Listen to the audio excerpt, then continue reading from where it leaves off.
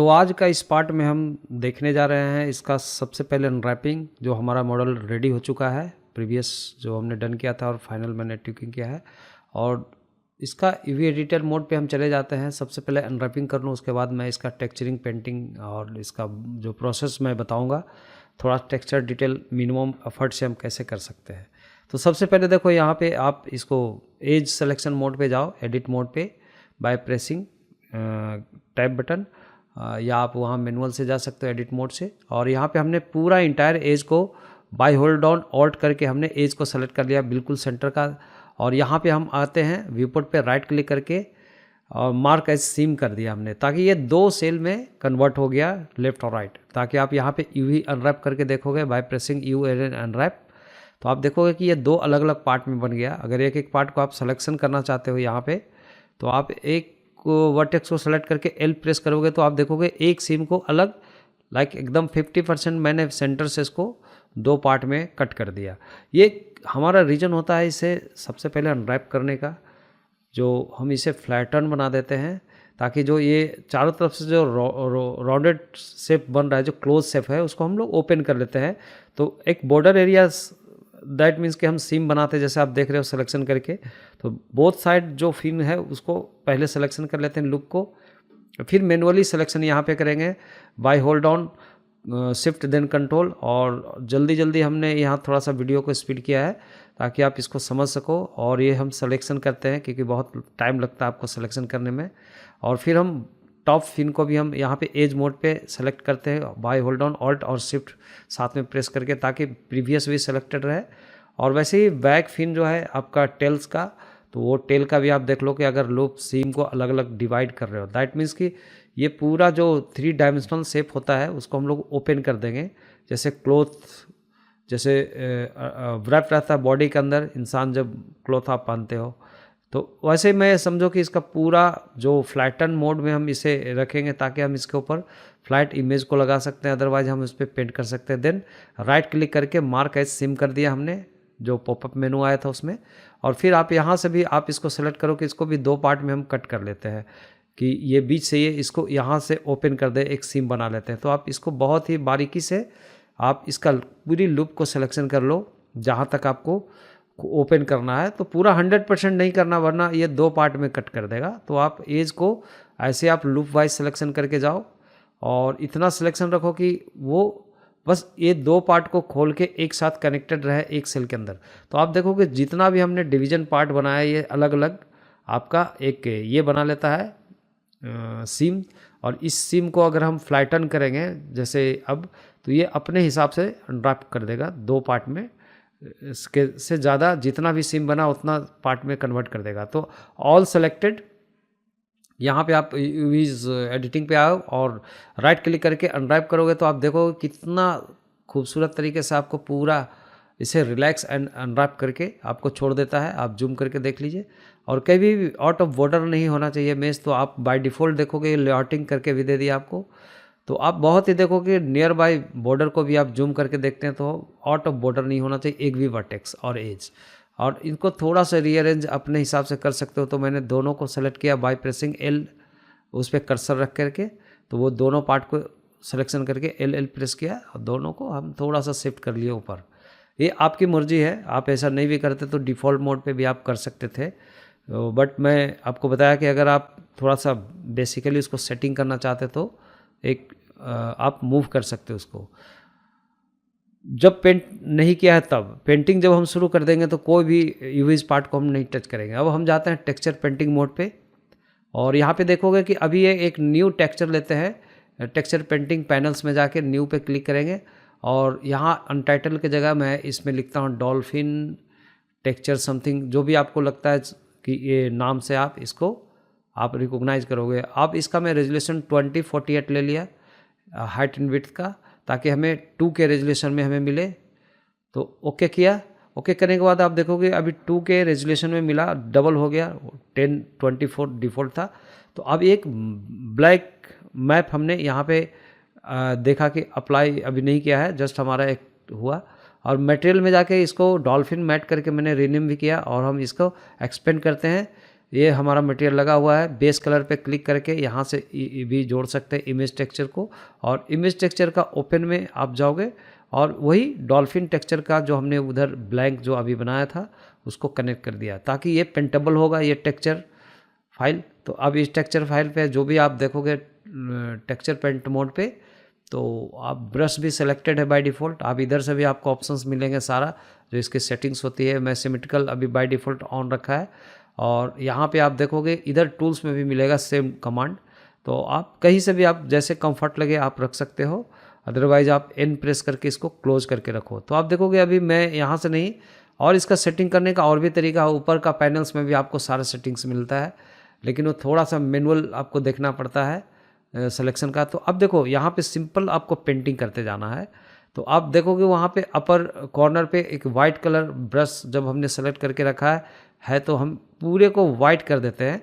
हम default white material भी ले सकते हैं, लाइक टेक्सचर भी ले सकते थे। तो अभी डिफ़ॉल्ट जो ब्लैक होता है उसी को मैंने छोड़ दिया, और बाकी पेंटिंग के बाद आप देखोगे वाइट करने के बाद कि टोटल आपका कुछ ऐसा व्यू पोर्ट पे दिख रहा है। अभी हम टेक्सचर मोड पे यहाँ पे नहीं, आपको वर्क्स मेज मोड पे भी आपको मिल जाएगा, वर्किंग मोड पे भी व्यू पोर्ट पे आपका टेक्सचर दिखेंगे, बिकॉज ऑफ ये पेंटिंग मोड में हो आप, टेक्सचर पेंटिंग मोड में। अब यहाँ से आप देखेंगे एक खास कलर जैसे एक डार्क ब्लू थोड़ा सा हमने सिलेक्शन किया है यहाँ पे। तो क्योंकि इसका कलर एग्जैक्ट ब्लू भी नहीं होता है ना तो ग्रीन होता है, एक ऐसा कलर आप देखो, क्योंकि मैं कुछ रेफरेंस देख करके मैं कोशिश कर रहा हूँ।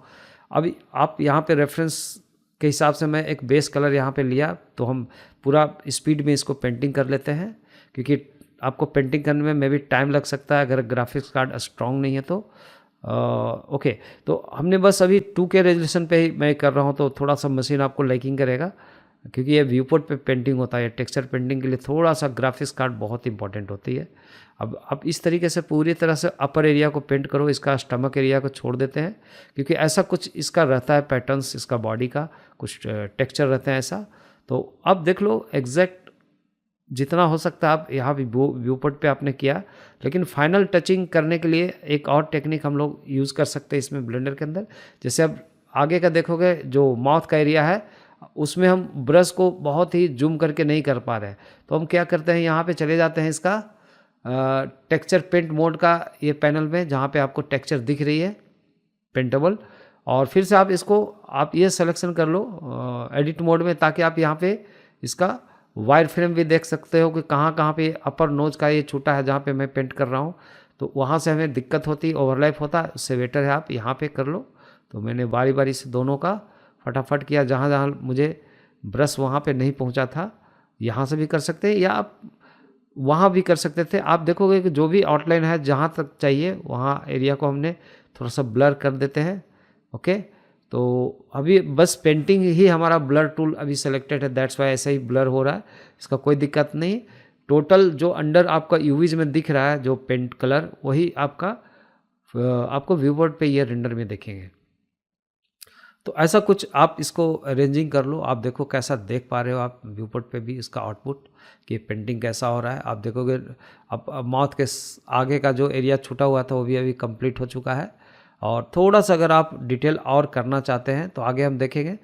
मैं यहाँ पे एक 2 कलर मिक्स करना चाहता हूँ थोड़ा सा इसमें, जैसे मैंने एक और 2-3 कलर का यहाँ पे पैनल बना लिया इधर टूल सेटिंग्स में, ताकि हम अलग अलग को सिलेक्शन करके कलर को जो पैलेट है और हम इसके ऊपर हम एक कोई डिज़ाइन पेंट कर सकते हैं। अनफॉर्चुनेटली मेरे पास कोई ये नहीं है, पेन टेबलेट अभी नहीं है हाथ में, दैट्स वाई मैं माउस सही कर रहा हूँ, तो उतना अच्छा आपका स्ट्रोक नहीं चलेगा। अगर आपके पास पेन टेबलेट है तो बेहतर आप इसमें आर्ट बना सकते हो, आप जैसा दिखता है आप थोड़ा रेफरेंस वगैरह को मेंटेन करके। बट चलो हमने कोशिश की यहाँ पे थोड़ा सा जो हमारा हार्ड एज बन रहा है इसको हमने क्या किया, थोड़ा ब्लर लेके भी थोड़ा सा ब्लरी किया इसको।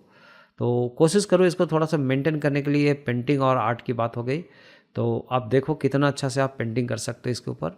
Just try this. तो आप बहुत ही सिंपल है, आप इसको थोड़ा सा डार्कनेस हमें लेना है, थोड़ा सा और डार्कर, तो मैंने थोड़ा सा और डार्कर लिया। और यहाँ पे थोड़ा सा एक काम करेंगे, मैं यहाँ पे एक स्टेबलाइज स्ट्रोक को हमने ऑन कर लिया, ताकि मैं ड्रैग करूँगा तो ये लेजी माउस के जैसा है, बिल्कुल बैकवर्ड चलेगा और बहुत ही एक सटीक आपका एक एज को बना सकते हो, आप ड्राइंग के पर्पज से रख सकते हो। ओके, तो आप ऐसे आराम से देखो, जो आपका स्पेक्ट था वो आपका यहाँ पे डिज़ाइन बन रहा है। यहाँ पे कैविटिकल एरिया पे थोड़ा सा डार्क रखना है मुझे, ताकि हम जो भी बनाया है इसमें मॉडल में डेप्थ डाला है वो और प्रॉपर आपका रेंडर में दिखे। तो एक जस्ट एक टेक्सचर का पार्टी होता है, तो मैनुअली इस तरीके से आप जितना आप इसमें फाइन आर्ट कर सकते हो, आपके ऊपर डिपेंड करता है। और थोड़ी बहुत अगर आप भी कुछ चाहते हो कि स्टोमक का जो बॉटम नीचे का एरिया है उसमें थोड़ा सा एग्जैक्ट वाइट नहीं, थोड़ा सा अपर जो हमने टॉप पे जो कलर लगाया है उसका ही थोड़ा सा हम स्ट्रेंथ को कम करके, एकदम ऑपेसिटी कम रख करके थोड़ा सा पेंट करने की कोशिश करता हूँ मैं, ताकि थोड़ा सा और फील आए इसमें। तो अभी तक तो इतना फील आ रहा है जितना हम कोशिश करें पेंटिंग का। प्लस बॉडी में भी चला के देखेंगे कि लिटिल बिट थोड़ा सा डिफरेंस यहाँ पे दिखना शुरू हुआ, थोड़ा डिफरेंस है ना, कि मतलब एक टेक्सचर जैसा कुछ दिखना चाहिए यहाँ पे, एक सिंगल कलर नहीं दिखना चाहिए, फ्लैट एंड कलर। तो इस तरीके से आप थोड़ा सा जो भी सेकेंडरी ब्रश हमने चला के देखा इसके ऊपर। ओके, उसके बाद हम यहाँ पे ब्लर भी करते हैं टाइम टू टाइम, तो जो भी हमारा शार्प लाइन बन जाता है जो पेंट का है उसको हम लोग ब्लर भी करेंगे। तो चलो यहाँ पे पहले मैं सेव कर लेता हूँ इसका टेक्सचर फाइल को। ये बहुत इंपॉर्टेंट है, जो भी हम टेक्सचर आप पेंटिंग करोगे, अगर आप सिस्टम को टर्न ऑफ करोगे बिना सेव किए हुए इसके, तो लिंक से निकल जाएगा। तो आप ये ध्यान रखना, क्योंकि आप जो पेंटिंग कर रहे हो ये टेक्सचर आपका अभी रैम के अंदर है, आप इसको रोम में कहीं भी पेस्ट कर दो, ये कर दो, लाइक सेव कर दो, ताकि हम बाद में इसको रीलिंक कर सकते हैं। ये परमानेंट आपका कनेक्टेड रहेगा, लेकिन जो भी हम अपडेट करते हैं उसको लिंकिंग में रखते हैं। तो इस प्रकार से जो भी आपको लग रहा है कि डिटेल और भी हम थोड़ा सा यहाँ पे देख पा रहे हैं कि जो पेंटिंग हमने किया है सबको ब्लर करना है, या स्मज करके थोड़ा सा आप इसका टेक्सचर को हल्का सा डिफरेंट कर सकते हो, जिससे आप थोड़ा सा डिजाइन पैटर्न्स बन जाएंगे उसके ऊपर। तो आप इस तरीके से, आप थोड़ा सा मेहनत का काम होगा, थोड़ा सा टाइम लगेंगे, और मैंने थोड़ा सा वीडियो को तो फास्ट फॉरवर्ड करके मैं आपको बता रहा हूँ, क्योंकि उसमें आप झेल नहीं पाओगे उतने टाइम। तो सिंपली ये होता है आपका। इस तरीके से हम पूरा कंप्लीट कर लेते हैं। अब हम शुरू करते हैं अगला स्टेप, जो इसका मटेरियल को और हम कैसे इसको ऑर्गेनाइज करेंगे फाइनल रेंडर के लिए। तो ये बीच में जो सीम दिख रहा है यहाँ पे, वो सीम के ऊपर भी आप थोड़ा सा ब्रश चला दो, और इस तरीके से मैंने डन कर दिया। अब देखो ये तो एक आपका टेक्सचर जो बेस चाहिए था, एक आपका कलर लाइक डिफ्यूज कलर, वो हमने बना लिया पेंटिंग में। अब इसको जाते हैं, एक्सपैंड करते हैं यहाँ पे, और शेडर एडिटर को ओपन करते हैं। यहाँ पे एक आपको डॉल्फिन टेक्सचर जो हमने पहले से प्रीवियस साइड पैनल से हमने जो सेट किया था इमेज टेक्सचर के साथ जो पेंट किया, उसको ओपन करने के बाद एक नॉइज़ टेक्सचर नोड लेंगे, और नॉइज़ टेक्सचर नोड को यहाँ पे आप एक बम्प लो, ताकि इसमें थोड़ा सा बम्पनेस, इसको हाइट के साथ जोड़ दो फैक्टर को, और फिर नॉर्मल के साथ जोड़ दो नॉर्मल को बम्प का। तो आप देखेंगे यहाँ पे जो नॉइज़ टेक्सचर का जो डिफ़ॉल्ट साइज़ था उसके हिसाब से आया। तो मैंने यहाँ क्या किया, कंट्रोल शिफ्ट टी पे क्लिक किया, लेफ़्ट क्लिक, तो हमारे पास नोड रेगुलर ऑन है। तो हमारे पास मैपिंग नोड और इसका टेक्सचर कोऑर्डिनेट नोड साथ में जुड़ा, ताकि ये बैलेंस हो जाए आपका एरिया जो टेक्सचर आपने पेंट किया है। अब देन हम इसको स्केल करते हैं। स्केल करके आप एक स्पेसिफिक पारामीटर आप दे दो इसमें, जैसे 900 अगर मैंने स्केल रखा है, और आपके इसके ऊपर डिपेंड करता है कि सीन का साइज़ क्या है, आपका कितना ह्यूज एरिया में आपका जो भी टेक्सचर पेंटिंग हो रहा है, या शॉर्ट एरिया में। तो जो भी हमारे सिस्टम के हिसाब से जो सेटिंग लग रहा है, आप देख सकते हो पैरामीटर यहाँ पे। मैंने इसका नॉर्मल मैप को हमने रखा था 0.05, ताकि हम थोड़ा सा स्लाइटली यहाँ पे देख सकें। और ये हो गया इसका टेक्सचर पेंट का। अब ये आँख के लिए मैंने आइज़ को सेलेक्ट किया, आइज़ बॉल को, और फिर हमने एक नया मटेरियल न्यू करके स्पेकुलर और रफनेस को कंट्रोल करेंगे। तो यहाँ पे देखते हैं कि इसमें थोड़ा शाइनिंग आ रहा है। इसका कुछ पोपल्स वगैरह हम कुछ नहीं करेंगे इसके पेंटिंग के लिए, जैसा दिख रहा था मुझे रेफरेंस में, मैंने वही कोशिश करा है। और इसका जो स्पेकुलर कलर पूरा बॉडी को भी सेलेक्ट करके थोड़ा सा आप देखो कि थोड़ा सा वाइलिक दिखना चाहिए, इसका स्किन मतलब ग्लोस दिखना चाहिए ज़्यादा, क्योंकि ऐसा ही है, क्रिएचर होते ही हैं अंडर वाटर का मैक्सिमम। तो आप थोड़ा सा ये चमक होना चाहिए इसमें, लाइक साइन होना चाहिए, ग्लोस होना चाहिए। तो आप कितना ग्लोस स्पेकुलर होगा वो डिपेंड करता है। और बम्प को और हम कम करते हैं, स्ट्रेंथ वैल्यू को 0.01 कर देते हैं या 0.03 करके देखते हैं, इनफ है।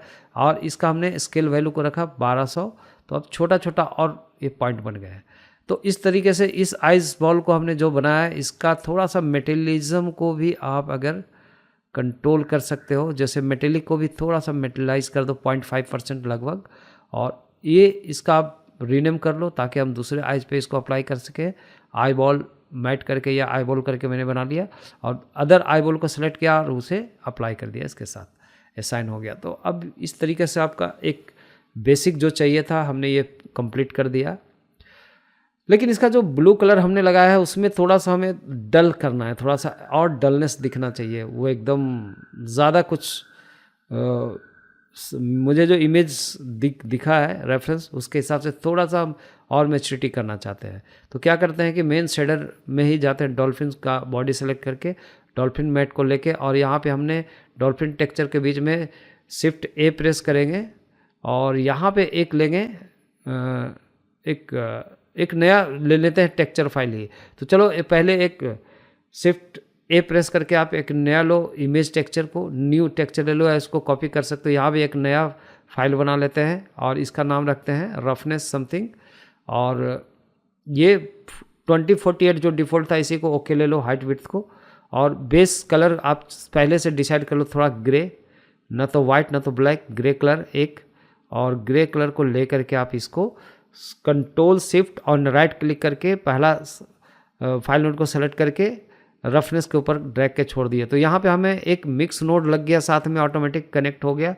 यहाँ पे कुछ नहीं करना, आप ये टेक्सचर पेंटिंग पे जाओ। अब देखो अगर आप ये पेंटिंग कर रहे हो जो लास्ट का जो हमने रफनेस मैप बनाया था उसके हिसाब से, तो ये क्या कर रहा है, रिवील कर रहा है उसको, लाइक जहाँ जहाँ पे हम पेंट कर पा रहे हैं, क्योंकि ये उसका फैक्टर पे डिपेंड करता है। तो फैक्टर को आप यहाँ से डायरेक्ट ही कंट्रोल करो ताकि पूरा यूनिफॉर्मली आपका एक बार इसका आउटपुट आपको जो चाहिए वो दिखे। थोड़ा सा मुझे ऐसा चाहिए था टेक्सचर को थोड़ा डल करने का।